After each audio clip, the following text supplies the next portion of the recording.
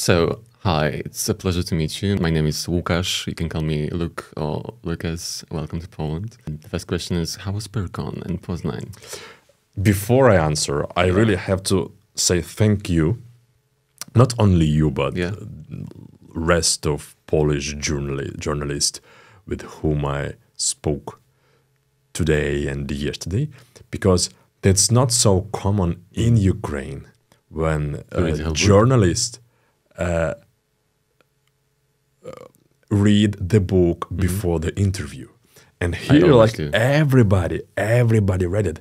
And also, I do realize that this is like 1,000 pages brick. More so than like, 1,000 pages. Yeah, sorry for that, man. But yeah, thanks It's for fine. It's fine. for It reading. was wonderful. Yeah. Gorgeous, exciting, really. Okay, Wow. thanks. So about PyRCon, I was impressed. I was, no joking, I was really impressed because I just came from FunCon. Yeah. The previous weekend, it's like a PyRCon. It's the same convent, but in Kyiv, in Ukraine. And I thought it was big. I mean, it was really, really nice festival.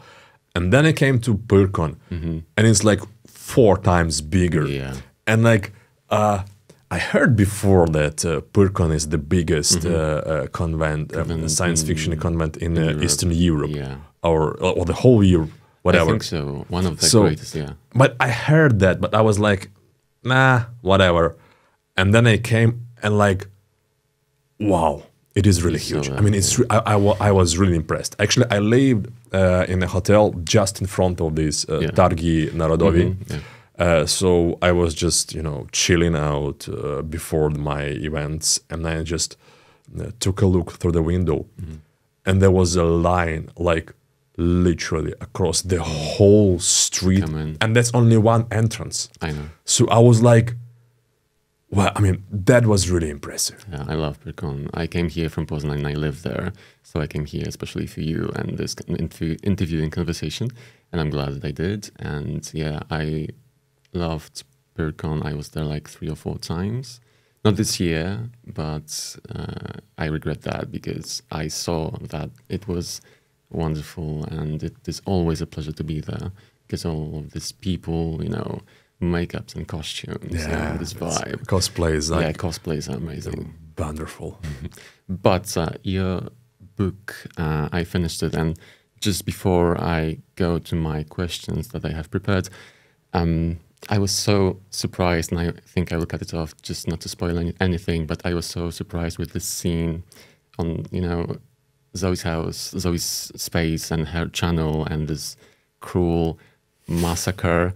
And I was like, what am I even reading? What is happening? Like, my God, I was just so sucked into this story, and I was just curious what's going to happen next. So the pacing of the story is just on point, in my opinion, and applause for that. Thanks. Yeah. Thanks a lot. It's a pleasure to hear. I will be waiting for the next installment, the next part of this story, and I've heard that it's going to be even longer than this one. No, it will be the same. I mean, I'm almost the next volume will have title Collapse. And I almost finished it. I guess like 90%. So if all goes well, we are going to publish it somewhere in the end of December this year. Maybe beginning of January next year. But you have to realize that we are talking about Ukraine. So this is a huge if. Like if all goes well. And no, it will be just as I planned. It would be like literally the same amount of words as Colony. So, but that's not their last book. So there will be 2 more. So in total, 4,000 pages. Yeah, wow, lots of reading. Yeah, lots of work, lots of writing, and a lot of research, I guess. Yeah. So, coming to research, how long did it take to, gather all the information for the Colony? Yeah, for me, it's kind of hard to answer this question because there is no official date where New Dark Ages started. I'm a huge fan of popular science. I'm a publisher as well in Ukraine, so my publishing house publishes mostly popular science books. So I read a lot of them, about like wide range of topics like space travel, colonization, popular physics, I don't know, molecular biology, politics, medicine, etc. So I read lots of them for quite a long time, and at some point, I guess 8 to 10 years ago, there was a spark in my mind, like, yeah, so probably I could write like a story about about the world in the future, and do the best I can to make it as realistic as possible. I didn't plan to write a 4,000 pages saga. I mean, it just it just doesn't work like that. The writer just sits at his working desk and said like, oh, okay, today I'm studying like 4,000 pages saga. No way, that's just suicidal and it's stupid. Yeah, but I just continued reading, and at some point I just realized that some ideas kind of started gravitating to each other. And that's when I realized like, okay, I really want to write this story. And I started to pick up the plot lines which I would like to describe. And at that moment I realized, okay, the book will be big. Yeah. Like in a year and a half I realized that there will be like not a one big book. And thus you have this huge brick, as I used to call it. And with like hundreds of characters. Yeah, but that's not because I want them to be there. Okay. It's because I truly believe they have to be there to keep it going. To keep it going. I understand. So, was it always about, the colony on Mars? Like from the beginning, you knew that this is going to be a book about, like, this conflict, Earth and Mars. It was from the beginning. It was that idea, right? No, actually. Because it has developed throughout the book. I'm just trying how to reply, how to give you an answer without spoilers. I know. The first idea was not about Mars, not about Earth. Okay. The first idea was about the other world. If you just finish the book, I mean, it will be spoilers, but whatever. You have to read it anyway. Mute them. I will mute them. No. So. I mean, there is no need for that. I used to say in Ukraine that if you can ruin a plot with a spoiler, it is already a ruined plot. So no that worries. Makes sense. Like I mean, it's really hard to spoil 1,000 pages. Like I can just highlight some points, but it doesn't really take away the pleasure of the joy of reading. Yeah. Exactly. Yeah, so that's how I feel so the main point appeared in my mind. Actually, a good question. Nobody asked that before. It appeared not about the Earth, not about Mars. It appeared that other world, like from like one of the plot lines here is about the strange pathogen which infects only solely pregnant women. And rewriting the genome of babies in their wombs. And that pathogen comes somewhere from like different dimension, different law, whatever. You just don't know. So the first idea was about that different place. And like a different dimension? Or? That would be too much of a spoiler. But no, not a different dimension. It's still the same universe, but really, really far away from the Earth. And actually, right now, I'm just literally right now. Before came into Poland, I was finalizing the description of that world in the second volume. So that was the first idea, and it appeared absolutely separately from other ideas. And but then again, I started reading about all the climate change, about politics, about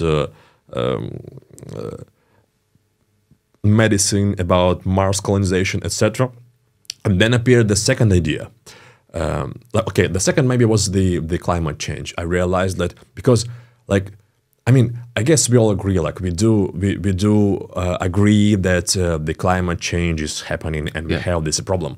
But before I started reading science books about climate change, I didn't realize how bad the situation is, and it is really, really bad. So that was my second intention. Like, okay, I guess I have to write about this, and I have to depict this, the worst case scenario where, like, within 100 or 100 years, we could actually, like, we could come to an end as a civilization. But the third topic was, it was about that conflict on Mars. And I guess that was the point where I definitely came to a conclusion that, okay, I should write this story. So the conflict is, I really liked it, and I really like to talk about it much, because that conflict is absolutely natural for me. What I mean by that, that I, as a writer, I should not develop, invent some kind of, small things which will like force this conflict. So it's absolutely logical and natural. And the conflict is between super specialists who fly to Mars from the Earth, and those who were born on Mars. And the essence of the conflict is that it is obvious that from the Earth always come only the best, like people with the best health, the best mental state, with higher education, with good qualification, with lots of resources, lots of money. At the same time, those who born on Mars, they grew up under way lower Martian gravity, and because of that, their body changed. They accumulate morphological changes, which super interesting. Which do not allow them to travel back to the Earth. What I mean by that is they have weaker hearts, they have thinner bones. Their immune system isn't trained to cope with a wide range of unharmful bacteria on the Earth, because they grew up in the most sterile environment human ever experienced. So they forced to stay on Mars, and at the same time, after they grew up, they forced to compete with those super specialists from the Earth, and they have no chance, because they're just ordinary kids. They're not so talented. They don't have such an education. Parents, they don't have they don't have like this qualification. They don't have resources, money, etc. So all they see, those basically superhumans with lots of money, etc., come to Mars, earn some money. Use this telomerase, the drug which defends them from the harmful cosmic radiation, at the same time prolonging their life, and then go back. But those who born on Mars, forced to stay on Mars forever and work mostly low-skill jobs. So that conflict, when it first appeared in my mind, it looked so natural for me that I realized, okay, it's like a class conflict, right? Yeah. Upper class, lower class. Yeah. So that was the moment where I decided I had to write this huge saga, and that's how New Dark Ages began. It's amazing. Like, I'm just, going back in my mind to this, conflict scenes and the beginning of the book, because there's also this point of view of scientists exploring neutrons, right? Yeah. That's the word. And I had no idea. No, neutrinos. Neutrinos, that's the different stuff in the atom nuclei. But neutrinos, this is the smallest particles of matter. They're really, really, really small, but still they are really important for stars formation or stars explosion, etc. Neutrinos, yeah. Whatever, Super invested from the beginning because of that. Because for me, it was like learning something new. I just I had to realize that you have you have that much knowledge about, you know, many things, biology, chemistry, medicine, and was it difficult just to come up with this and put it all together, like because you had to be focused on like checking facts? And is it just science fiction, or part of these, you know, things that you described are possible or maybe possible in the future? Well, first of all, it wasn't easy, but that's my job, and that's the job I love. So I'm not saying that it is like really easy. But, I mean, sometimes it was hard, but well, that's what I like to do. And you also have to realize that like I'm a big nerd, and I read lots of books, as I told you before. And in the end of the book, there is a long list of used literature, and I saw that. yeah, that's how all the things gather together. So, but one thing which I want to emphasize, that somewhere after the moment when I decided, okay, I have to write this story, first of all, I didn't stop writing immediately. I didn't start writing immediately. I just, first of all, I was trying to create a frame, so to say, the frame of the whole story, because I had to know how it will end, because it's just unprofessional.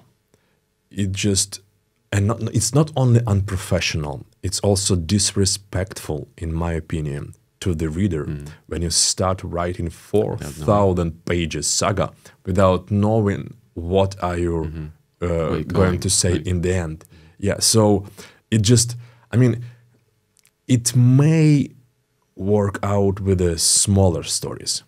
Yeah, it may not, but it may. But with such a big book, you really have to know where you're heading to.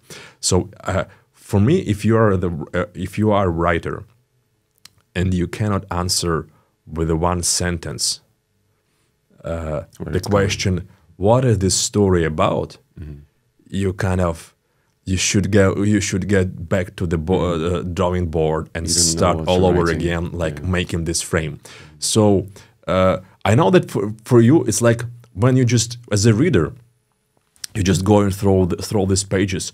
It looks for you like, yeah, I put so many things together, but you have to divide all this for at least 3 years of writing and 5 years of just, thinking about it. Yeah. So, like, when it's condensed, it looks, maybe even impressive. I don't know.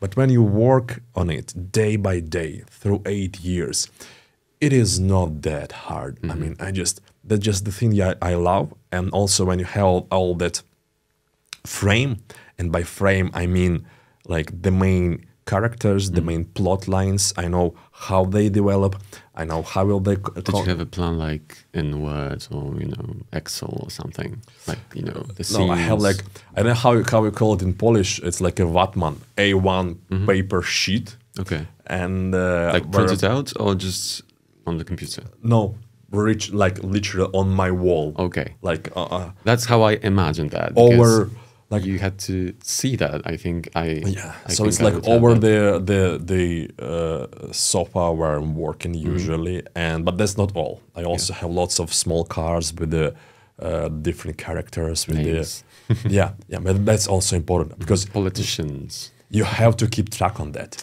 I mean, imagine. It's not, even if you live inside this story, that's not so easy to do, because also like there's outside world and real life happening. And like, I wish I could spend here like all my time, literally all my time. That's not the best world I'm depicting, but I'm kind of having fun writing.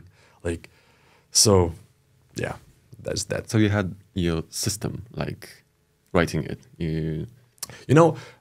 I like the word system, but it also sounds like strategy. more schematic. It's like you're a robot, but it's not. this is still an art. You have to understand me. Yeah, sure. But I would use, I don't know, some other word like continuity. Is it a word that? I think like we can use that. Yeah. I understand So you have what to mean. write day by day, each day, like every time you can.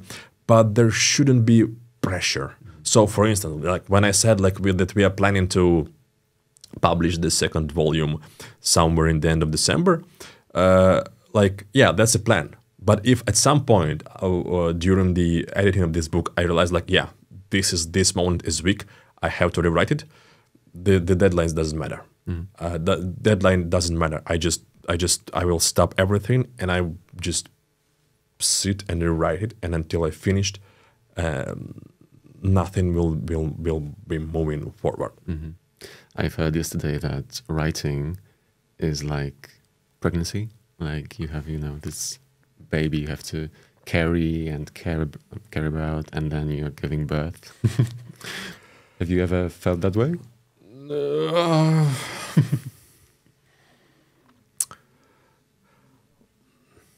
It's a good analogy in some way, but in some way, and I don't know why it kind of scares me. There's something in it like, I guess, I mean, you're still more responsible for the babies you produce than the books. I don't know, but yeah. just... So going further, maybe about Zoe, because this is Zoe from Mars. Yeah, Zoe from Mars. This is an interesting point of view. Zoe of Mars has a strong social media presence, right? And do you see parallels between her role and today's influencers? Yes, absolutely. That's like, actually, she appeared. If you're interested, like I can tell you how that character appeared in the story, in the plot, because this book is cosmopolitan. I guess you read it, you felt it. Yeah, so it's about a wide range of nationalities, and that's how I think it should be, because it's about future, and I truly believe that there will be less borders and more bridges, etc. But also, I am an Ukrainian, so I am an Ukrainian writer, and in one way or another, I have to write also about Ukraine. So I was thinking like, how I could realistically put Ukrainians on Mars, because I guess I told you that I consider the utmost realism the main feature of this novel, not only this novel, the whole saga. And so if I would have written, I don't know, about some kind of Ukrainian cosmic empire, blah, blah, blah, I mean, that's not only just bad writing. I mean, it's even bad for Ukrainians. I wouldn't believe in such book myself. Exactly. That would be just not only stupid, it just would be a laughable stuff. You agree? Yeah. So I was thinking like, okay, I want to write about Ukrainians as well. And with yours, that's simple. I will just write about the ongoing war between Russia and Ukraine. It's hard, but it's simple. On Mars, it's more complicated. So I thought like that, okay, what do we do now well? Like we grow food. So, and that's how Goran Zaharia appeared. That's one of the main characters who one is of my favorites. Yeah. So who flew to Mars like 40 something years ago, and he launched a small enterprise, a small farm, which then grew up into the biggest agricultural holding on Mars, like agricultural empire. So Goran, he doesn't have access to political power, but his agricultural holding produces 3/4 of food on Mars. So thus, in such a way, without having access to political power, he has strings which he can pull, and in such a way pull those who have those power.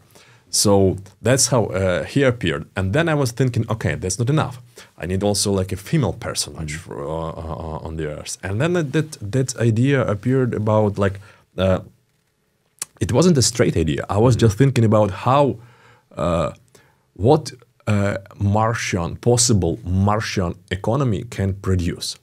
And the idea was that probably they will sell something what you can transport with photons, not with atoms. What I mean, some kind of like science technology or like some kind of banking operations, etc. And then that idea appeared about a blogger, about influencer. So and when that idea just popped up, it looked to me so easy, like so obvious. Of course, it's someone who would start streaming what's going on Mars, yeah. would be like would have massive following. So and then I realized why couldn't it be like a Ukrainian, because it's just blogger. I mean, if you know English well, not like me. Like if you speak English well, you can just relate to any person on the earth easily. So that's how Zoe appeared in my story. And Rona? Pardon? Rona. Yeah. Because I felt a deep connection to that character. Don't know why, but her and Kenton, I think these point of views, they are very much like... to fully realize why the meaning of Rona Galliano Crowder in my story, you should read the collapse. The second but I can just tell you some. I can just give you some hints. Please. That will be the moments for you when you. I hope when the whole story will start clicking.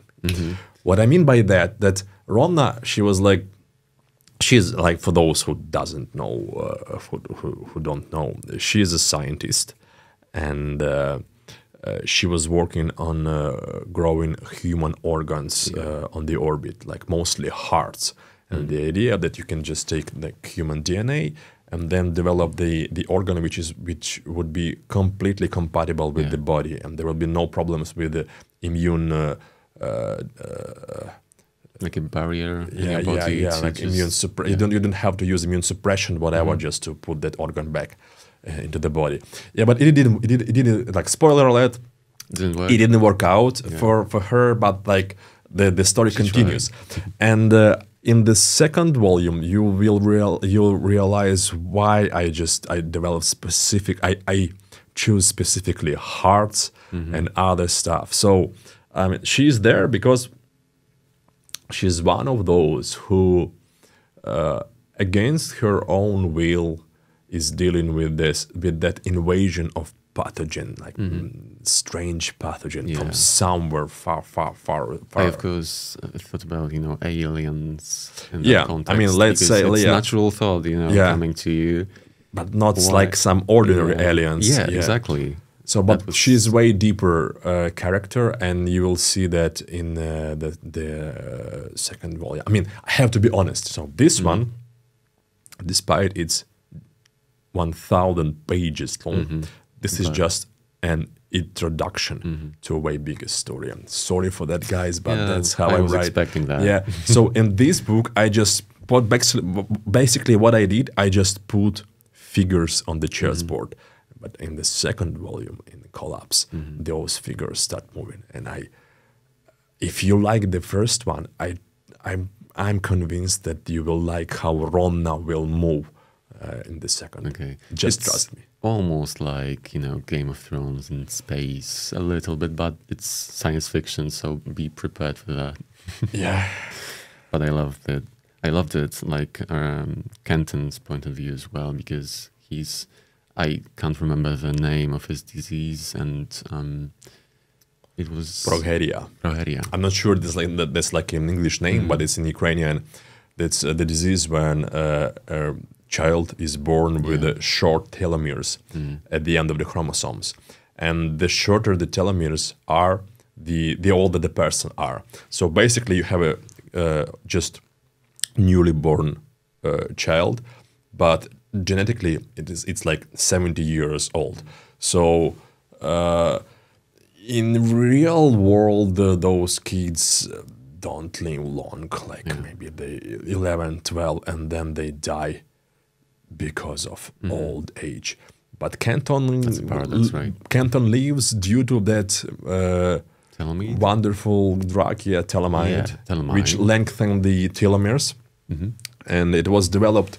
It's also a nice idea because it linked the idea of telemide linked lots of plot lines between the Earth and Mars. Because in my story, and I have to emphasize it, in my story, that drug doesn't exist. So I developed it in my story. It was developed for the first astronauts who flew from the Earth to Mars, due to just to defend them from the harmful cosmic radiation. So that drug actually lengthens telomeres at the end of chromosomes, and thus provides better stability for cell and for DNA. But at the same time, it stops aging. So, and of course, scientists knew about that, so to say, side effect. But when just ordinary people realize that those who flew to Mars are coming back younger in appearance than they were before the flight to Mars, so that changed a lot. And so Kenton, he's one of the few who used telemide legally used telemide on the Earth, but not for long. Then it changes, right? Yeah. And it's also a point in the book when, in my opinion, in my impression, it's again about this class war, like in the US and in the world on Earth, because the president doesn't want to divide people, because you have telemide, you don't have telemide, we can't afford that, because we want to treat people like equally, but it's still not that simple, right? Because as always. Telemide is so like tempting. People want telemide because you can live longer. Do you think it will ever be possible to have something like that, like telemide on Earth? Like, absolutely.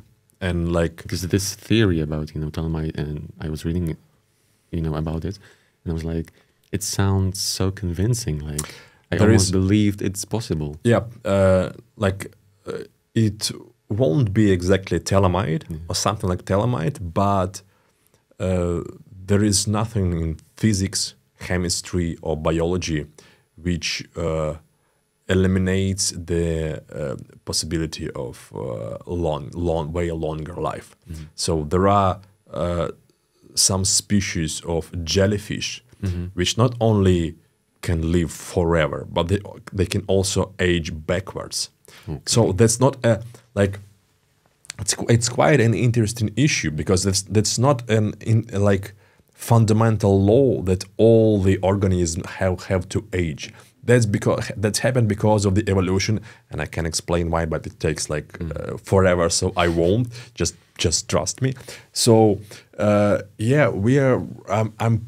I'm completely convinced that we are absolutely capable of developing some kind of drug or medical procedure to stop or reverse aging.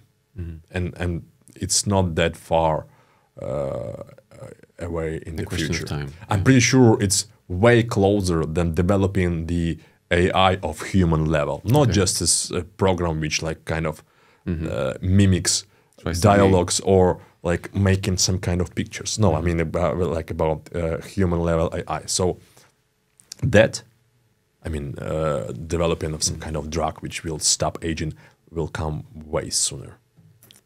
Oh, okay. And do you think that living on Mars is possible? Like, we have a lot of pictures in this book from Mars. Like, it's so convincing, these photos of the colony and these buildings and the maps and everything, the illustrations of it. So I was wondering, it is really possible to go there and live there? Like, do you think it is possible to live? No. Okay. And I know that maybe this answer caught you by surprise, because it's strange to hear from a guy who just wrote I know it's fiction, so yeah, that's good that you distinguish. It's just fiction. So, like, you have to distinguish me as a science fiction writer and as a person. Of course. So as a science fiction writer, yeah, I do write this whole huge saga about Mars colonization. But I, as a person, I do not believe that we would ever have a independent settlement on any other world outside of the Earth. Okay. And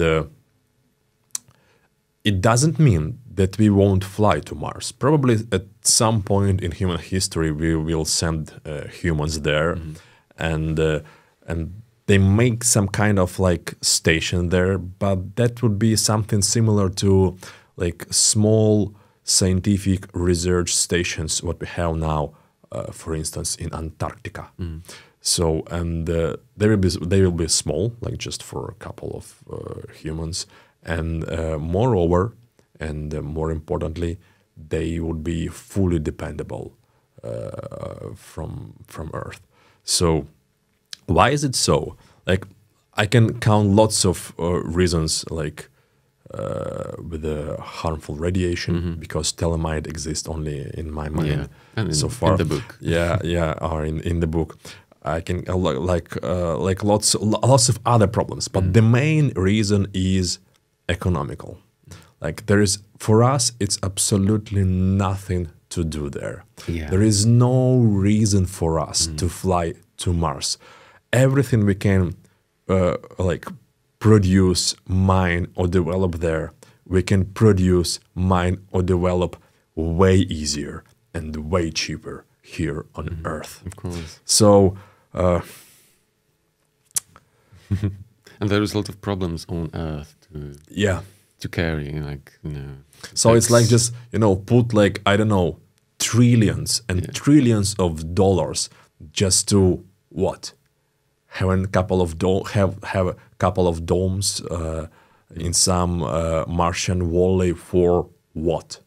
You produce nothing. You even if you produce something, you cannot transport it nowhere. So it's like, yeah, I'm a bit too skeptical for a guy who's supposed to promote his book. Yeah, but like in reality, no, it will not happen. Okay. Did you hear about Katy Perry's journey into the space? Sure, Yeah. sure. What do you think about it? Well, I also heard some kind of negativity about it, and I don't really get it. Like, yeah, I've heard, like, I saw a lot of comments and opinions about it. And, you know, the main problem with that is, you know, rich people go into space and we have real problems on our planet. So why we should bother? But that's like, okay, that's social media, and you shouldn't like really pay attention to commentators on social media. But imagine if Katy Perry haven't flew to space. Would this solve any of those problems? Like, no. She earned a shitload of money, and she's tremendously talented, and she really earned those money. So she spent them the way she wants. Like, it's like, if this book at some point will sell like 1 million copies, it won't, but let's imagine. And I would go and buy like, I don't know, Aston Martin Vanquish.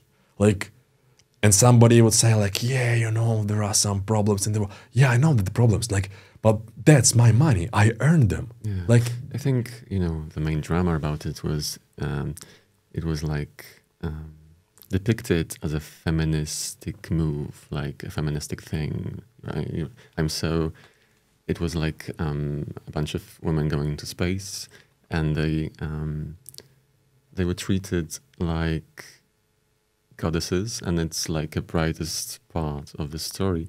But then on this, you know, feminist side was a lot of backlash because, you know, they're just rich women.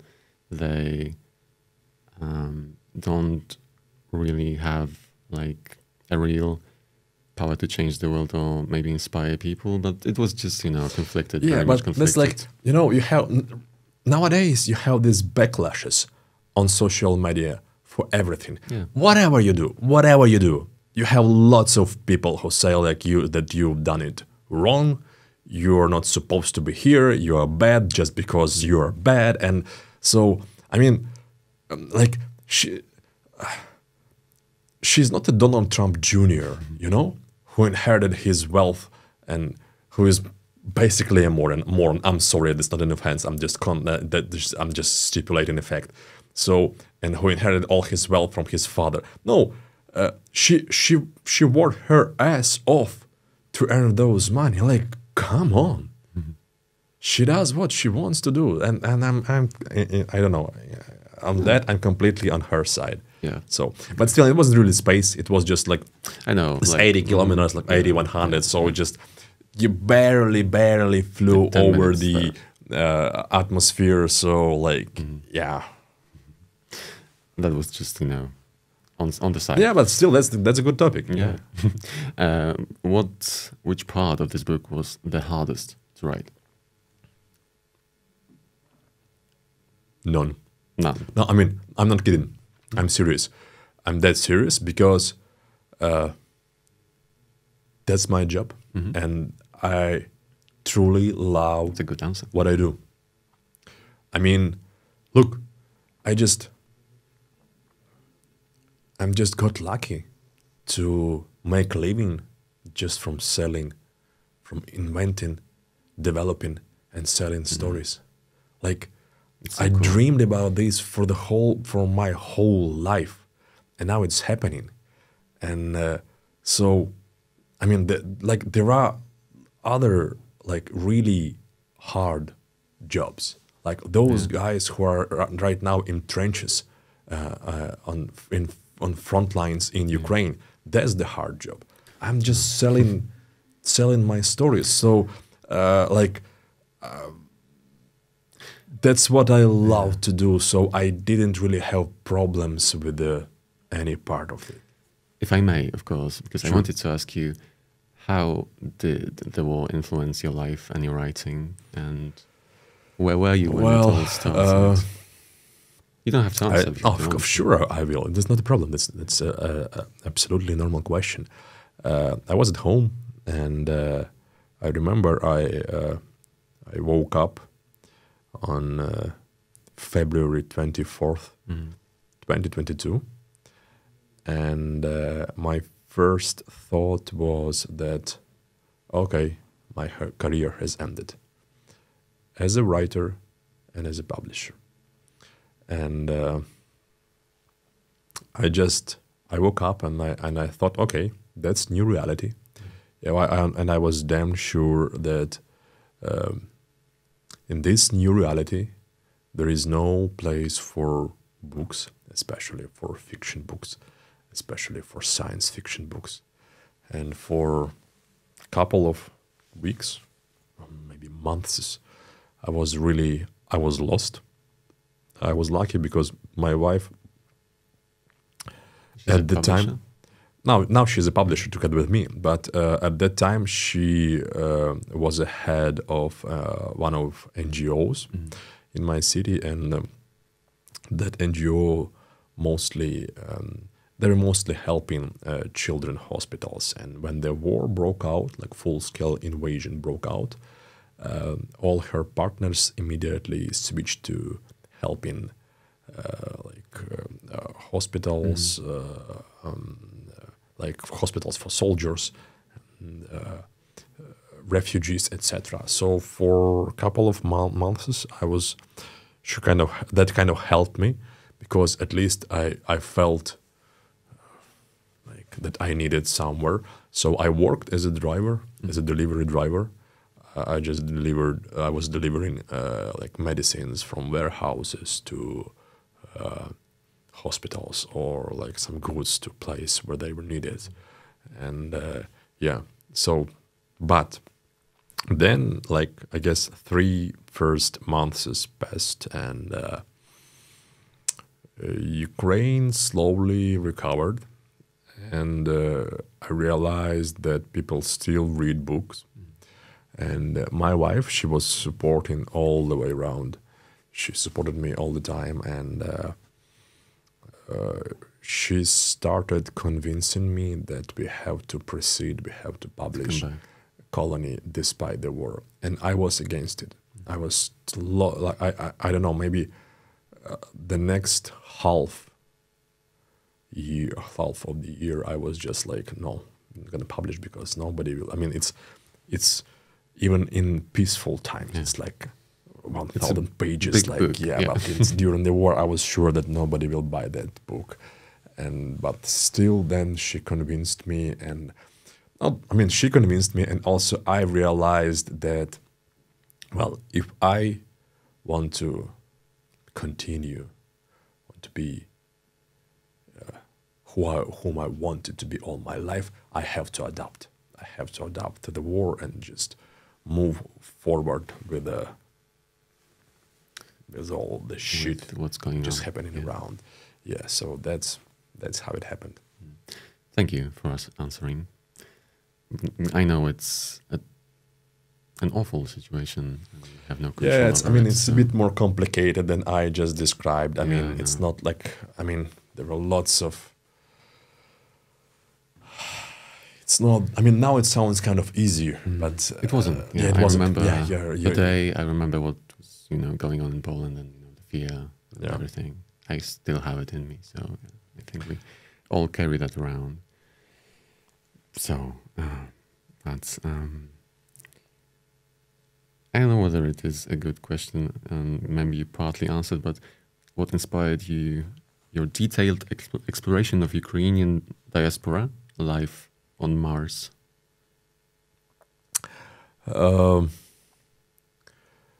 As I told you, that's because I really wanted to write also. One of the plot lines should be about Ukrainians because I'm Ukrainian. It would be stupid if I write about any other nationality except for Ukrainian. One character from Poland, right? Yeah, not one.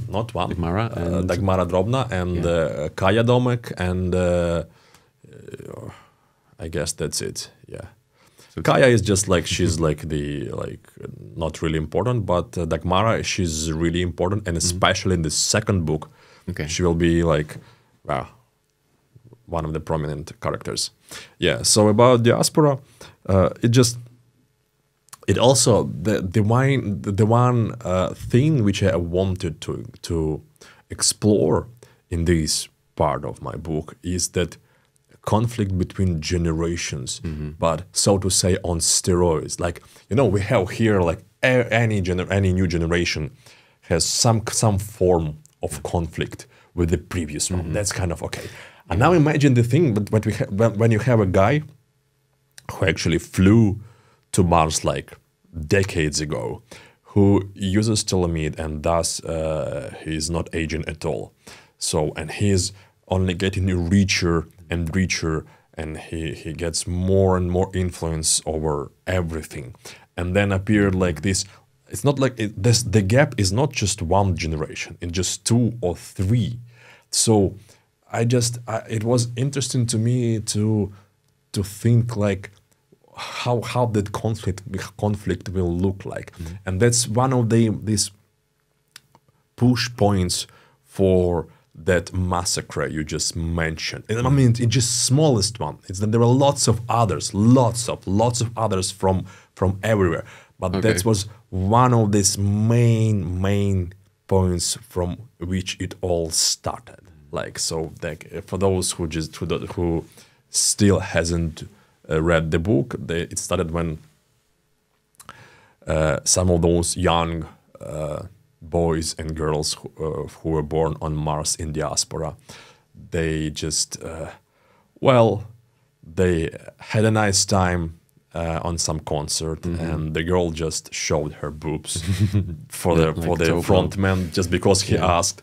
And that guy, that Goran Zaharia, he was really pissed off because he was so old school, and and he was trying to school them, and they were kind of shining and silent, but then he was trying to explain them why he is so important, because he built everything. You see, he gave them everything, like food, like normal water, etc. And then he was just he was trying to emphasize the importance of just simple work in the fields. And they said For him, it was disrespectful, right? We will not it's work. Music, concert, and everything. And like, we will not work on the fields. And then he just like gone crazy. Yeah. And he just, and they also had longer hair. And he was like, why don't you go to a barber? Like, because like, imagine if you're in some kind of in a spacesuit and your friend is just having depressurization and you just that hair just cover your eyes and you cannot and just blind, because you're in this helmet, you cannot just take it off. And then someone like, I won't be in that helmet because I'm not going to work outside the domes. And then they got forced to shave them completely. There's a funny scene, like Kenton sees all of them, like, and he asks, I don't know which character, but why are they all bald? And the girl says, it's a lot of explaining. Just let's long story. Long story. I think we have to slowly like finish off. So maybe one of the last questions, or the last question: what was the most surprising reaction you have received from a reader or readers of The Colony? You know, I won't recall just like any one of them, but I will say that the most surprise to me that this novel has such a high rating on Goodreads. Right. I'm like,